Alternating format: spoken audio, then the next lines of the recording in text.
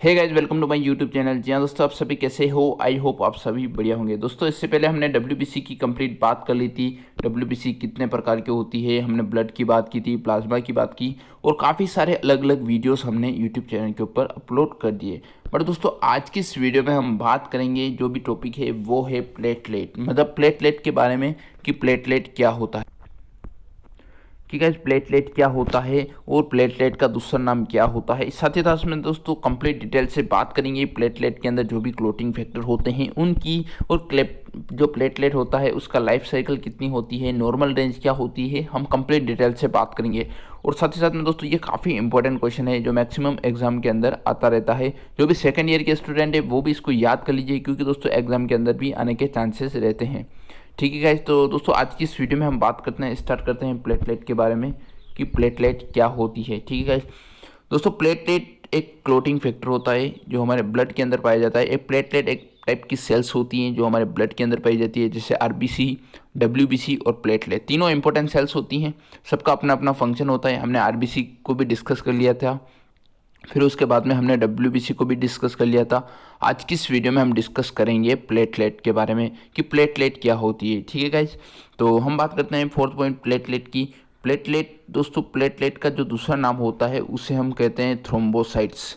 ठीक है गाइज, ये याद रखना बहुत ही ज़रूरी होता है। थ्रोम्बो मतलब होता है क्लॉट, और साइट्स तो आपको पता ही है सेल्स होती हैं जिसे हम कहते हैं। इसको अगर दो भागों में डिवाइड, और दोस्तों मैक्सिमम क्वेश्चन के अंदर यही आता है, व्हाट इज थ्रोम्बोसाइट्स। तो ऐसे में आप कंफ्यूज हो जाएंगे कि यार ये भाई किस टाइप का क्वेश्चन पूछ लिया। तो ऐसे में आपको कंफ्यूज नहीं होना है। अगर थ्रोम्बोसाइट आता है कहीं पर भी तो आपको याद रखना है ये प्लेटलेट के बारे में पूछ रहा है।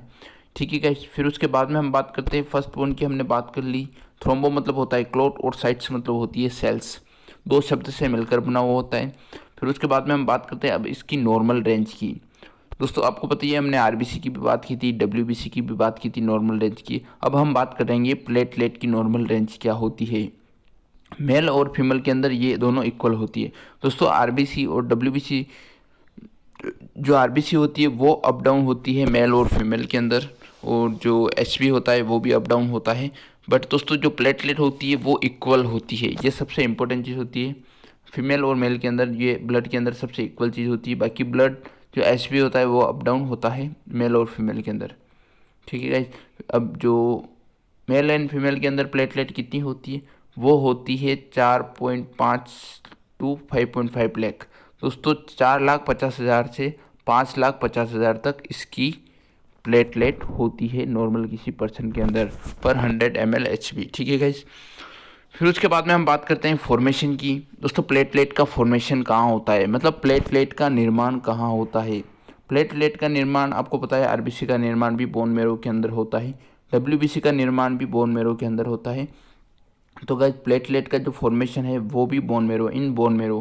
दोस्तों प्लेटलेट का फॉर्मेशन भी कहाँ होगा, बोन मैरो के अंदर। आपको पता है ये छोटे छोटे छिद्र होते हैं हमारे बोन के अंदर, वही बोन मैरो होता है। उस बोन मैरो के अंदर प्लेटलेट का फॉर्मेशन होता है, मतलब प्लेटलेट बनती है। फिर उसके बाद में हम बात करते हैं इसकी लाइफ स्पेन की, मतलब कितने दिन का इसका जीवन काल होता है। वो होता है 8 to 10 days, मतलब 8 से 10 दिन इसकी लाइफ स्पेन होती है। दोस्तों सेल्स की अगर हम बात करें, ब्लड सेल्स की अगर हम बात करें, सबसे ज़्यादा लाइफ स्पेन किसकी है ये आप कमेंट बॉक्स के अंदर बताइए। ठीक है गाइस, फिर उसके बाद में हम बात करते हैं ब्रेक डाउन।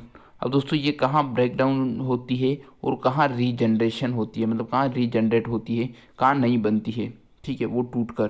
तो सबसे पहले ब्रेक डाउन की अगर हम बात करते हैं, आरबीसी भी ब्रेक डाउन होती है। आरबीसी सेपरेट जगह ब्रेक डाउन होती है स्प्लीन एंड लिवर के अंदर।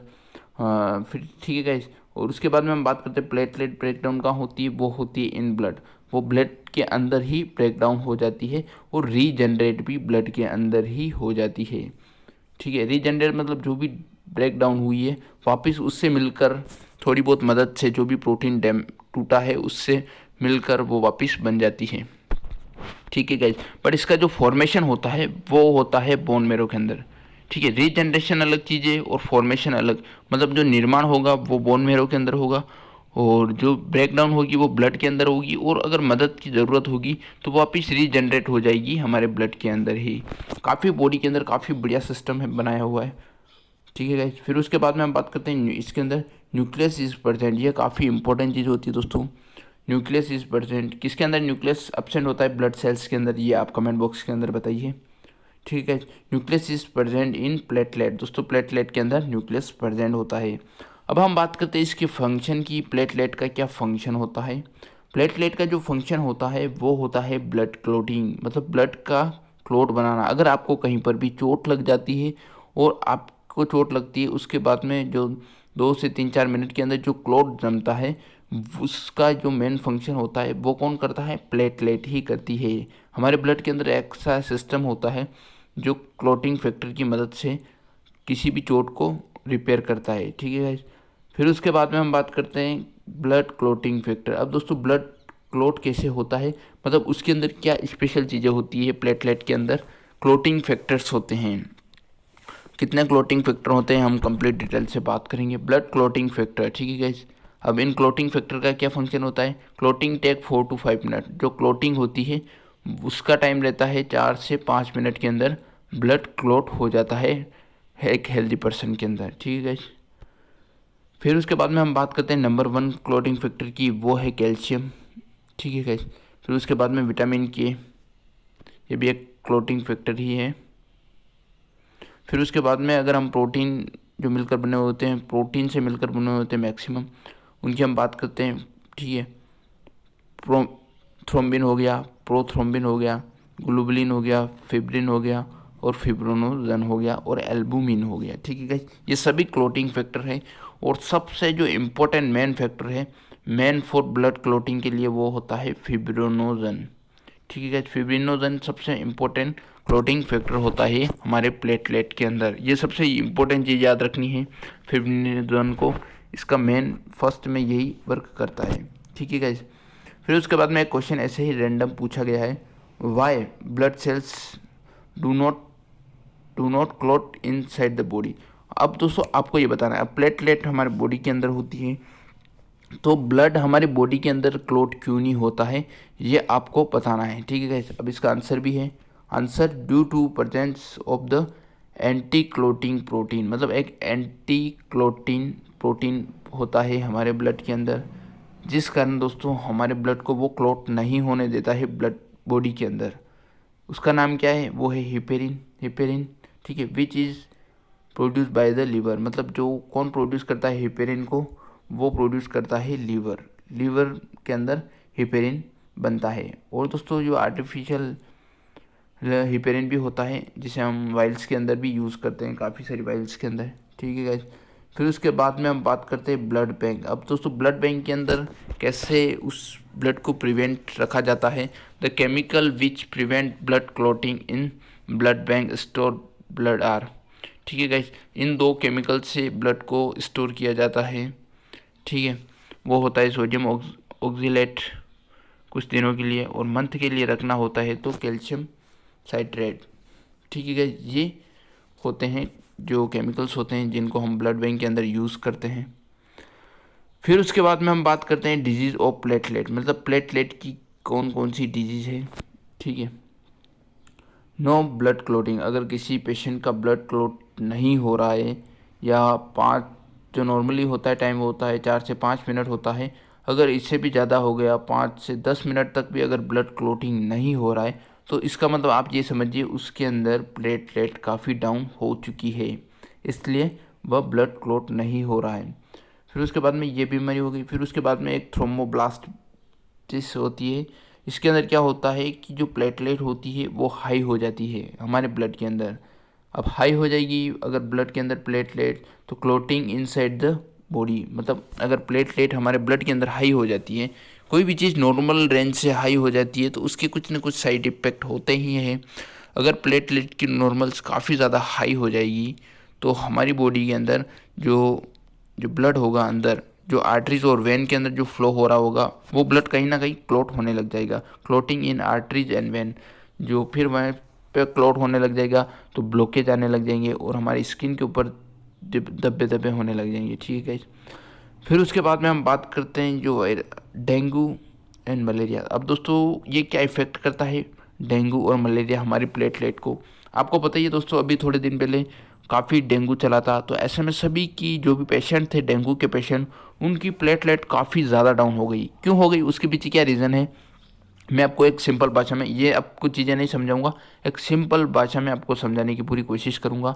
जैसे आप मान लीजिए कोई भी डेंगू का वायरस हमारी बॉडी के अंदर इंटर होता है, बैक्टीरिया अगर हमारी बॉडी के अंदर इंटर होता है तो उसको कुछ तो चाहिए, कुछ तो ऐसी चीज़ चाहिए जिसे हम कह सकते हैं उसकी मदद से वो आगे बढ़ सके या उसकी मदद से वो अपनी जनरेशन को ग्रोथ कर सकते हैं। तो ऐसे में क्या करता है, जैसे हमारे ब्लड स्ट्रीम के अंदर आता है और वो अटैक करता है सीधा प्लेटलेट के ऊपर। अब प्लेटलेट के ऊपर अटैक करके प्लेटलेट की जो प्रोटीन होती है वहाँ से वो एनर्जी एब्जॉर्व करता है, उस प्रोटीन को खाने की कोशिश करता है, जिस कारण दोस्तों वो अपनी जनरेशन को आगे बढ़ा सकते हैं। तो ऐसे में धीरे धीरे जो डेंगूज होते हैं वो संख्या के अंदर, जो डेंगू के पैथोजन होते हैं वो अपनी संख्या इंक्रीज करते जाते हैं और प्लेटलेट को खाते रहते हैं। तो ऐसे में जो प्लेटलेट होती है वो डिक्रीज हो जाएगी। ठीक है गाइज, मलेरिया के अंदर भी सेम यही होता है, साल्मोनेला टाइफी, और सॉरी गाइज, मलेरिया के अंदर जो मलेरिया पैरासाइट है उसके अंदर भी यही होता है कि जो मलेरिया होता है,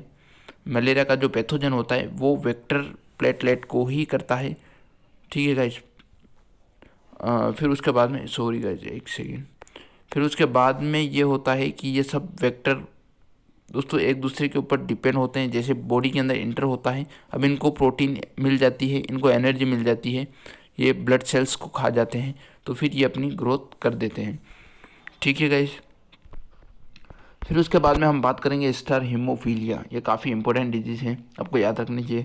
haemophilia also known as royal disease. इसको रॉयल डिजीज़ क्यों कहा जाता है, ये रॉयल डिजीज़ होती है क्वीन विक्टोरिया का।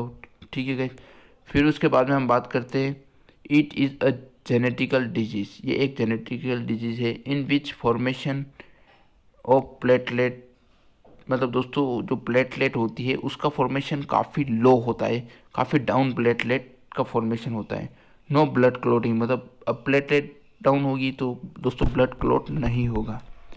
ठीक है गाइज, ये हमने डिजीज़ की बात कर ली थी। फिर उसके बाद में आप कैसे प्लेटलेट को इंक्रीज़ कर सकते हो। फिर उसके बाद में हम बात करेंगे नेक्स्ट वीडियो के अंदर ब्लड ग्रुप के बारे में कंप्लीट डिटेल से। और दोस्तों आज की इस वीडियो में बस इतना ही। और अभी तक गाइज आपने हमारे यूट्यूब चैनल को सब्सक्राइब नहीं किया है तो प्लीज़ यार आपसे रिक्वेस्ट है, आप सब्सक्राइब कर सकते हैं।